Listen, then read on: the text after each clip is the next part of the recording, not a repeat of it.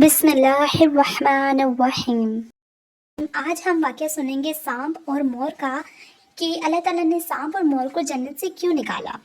سانپ اور مور جنت سے آئے ہوئے جانور ہیں۔ جنت میں گھومنے پھرنے اور کھانے پینے کو بہت کچھ تھا، لیکن جنت میں اکیلے اور تنہا ہونے کی وجہ سے حضرت آدم علیہ السلام اداس رہتے تھے، تو اللہ تعالیٰ نے حضرت آدم علیہ السلام کی بائیں پسلی سے بی بی حوا کو پیدا کیا، اور یوں حضرت آدم علیہ السلام بی بی حوا کا ساتھ پا کر خوش ہو گئے اور وہ دونوں جنت میں خوش رہنے لگے۔ اللہ تعالیٰ نے ان سے کہا، تم جنت میں جو چاہو کھاؤ پیو گھومو پھرو، لیکن خبردار اس درخت کے قریب مت جانا اور نہ ہی اس کا کوئی پھل کھانا۔ اگر تم نے ایسا کیا تو تم ظالموں میں سے ہو جاؤ گے۔ سانپ اور مور بھی اس وقت جنت میں رہتے تھے اور وہ دونوں جنت سے باہر آیا جایا کرتے تھے۔ اس وقت سانپ کے پیر بھی تھے اور سانپ کے منہ سے ابرک کی بہت اچھی خوشبو آتی تھی، اور مور آج جتنا بھی خوبصورت ہے وہ اس سے بھی کہیں زیادہ خوبصورت ہوا کرتا تھا۔ جب وہ جنت میں رہتا تھا تب مور کے پاؤں بھی بہت زیادہ خوبصورت تھے۔ ایک دن جب وہ دونوں جنت کے باہر آئے تو ان کی ملاقات شیطان سے ہوئی۔ شیطان نے ان دونوں سے کہا کہ مجھے بھی اپنے ساتھ جنت میں لے چلو، تو ان دونوں نے جواب میں کہا کہ ہمیں اللہ تعالیٰ کا خوف ہے اور اس بات کا ڈر ہے کہ تمہیں اپنے ساتھ جنت میں لے جاتے ہوئے ہمیں کوئی دیکھ نہ لے، اسی لیے ہم تمہیں اپنے ساتھ جنت میں نہیں لے جا سکتے۔ اس پر شیطان نے انہیں اپنی دوستی کا واسطہ دیا کہ ہم جنت میں ساتھ رہیں گے، مجھے بھی جنت میں لے چلو۔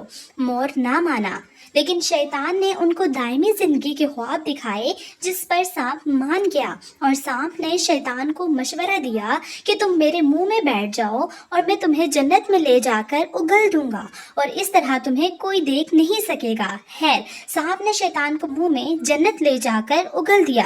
اس طرح شیطان دوبارہ جنت میں داخل ہونے میں کامیاب ہو گیا۔ شیطان نے جنت میں حضرت آدم علیہ السلام اور بی بی حوا سے ملاقات کی اور ان سے کہا، میں تمہارا خیر خواہ ہوں، تم نے جنت میں ابھی تک اس پھل کو کیوں نہیں کھایا؟ اس پر دونوں نے شیطان سے کہا کہ اللہ تعالیٰ نے ہمیں اس درخت سے دور رہنے اور اس کا پھل کھانے سے منع کیا ہے، اس لیے ہم نے ابھی تک اس کو نہیں کھایا اور نہ ہی کھائیں گے۔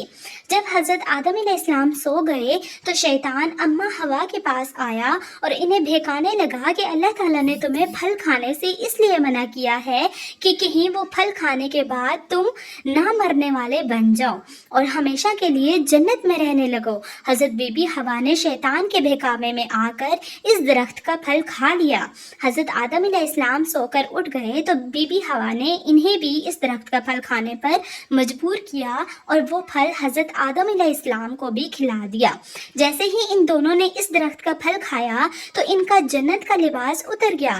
تبھی اللہ تعالیٰ نے ان دونوں سے کہا کہ میں نے تمہیں اس درخت کے پاس جانے سے، اس کا پھل کھانے سے اس لیے منع کیا تھا، لیکن تم دونوں نے میری بات نہ مان کر اور اس درخت کا پھل کھا کر اپنی جان پر بہت ظلم کیا ہے۔ تبھی حضرت آدم علیہ السلام بی بی حوا کو اپنی غلطی کا احساس ہو گیا اور انہوں نے اللہ تعالیٰ سے غلطی کی معافی مانگی۔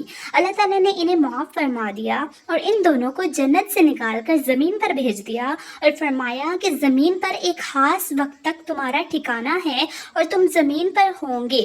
اللہ تعالیٰ نے شیطان کو جنت میں لے کر آنے پر مور کی خوبصورتی چھین لی اور جن پیروں سے وہ شیطان کو جنت میں لے کر آیا تھا انہیں بدصورت بنا دیا، اور جب سانپ نے مور کو شیطان کی مدد کرنے کا مشورہ دیا تھا، اللہ تعالیٰ نے اس کے منہ سے ابرک کی خوشبو چھین کر سانپ کے منہ میں زہر بھر دیا اور سانپ کی ٹانگیں چھین کر مور اور سانپ کو جنت کی اس خوبصورت جگہ سے ہمیشہ ہمیشہ کے لیے نکال دیا۔